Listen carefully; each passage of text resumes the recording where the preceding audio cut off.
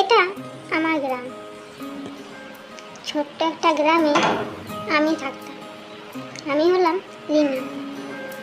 লোকের বাড়ি রান্না, ঝাড়ু পোছা সব কিছু টুকটাক করে আমার দিন চলে যেত।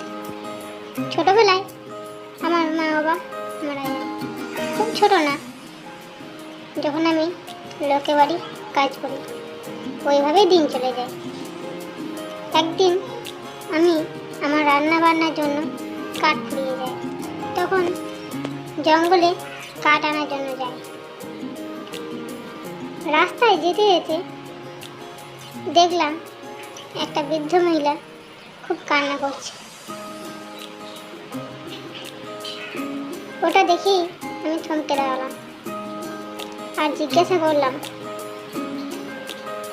এই তো দুপুরবেলায় জঙ্গলে, এখানে কি করছেন? কাঁদছেনই বা কেন?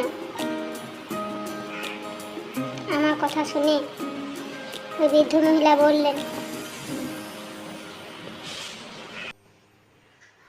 আমার দুঃখের কথা আমি কি বলবো।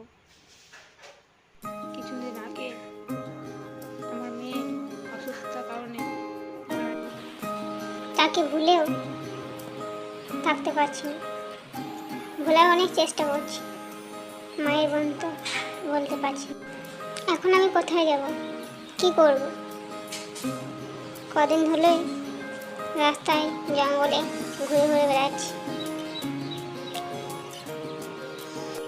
এই পৃথিবীতে যে আমার আর কেউ নেই, ওই ছিল একমাত্র সম্ভব, তাকেও হারিয়ে ফেললাম।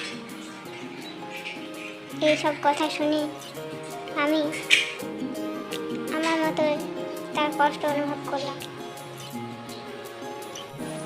তাকে সান্ত্বনা দেওয়ার মতো আমার কাছে কিছুই নেই। শুধু তখন বৃদ্ধ মহিলাকে বললাম, না মা, আপনি কোথাও যাবেন না, আপনি আমার সাথে চলুন।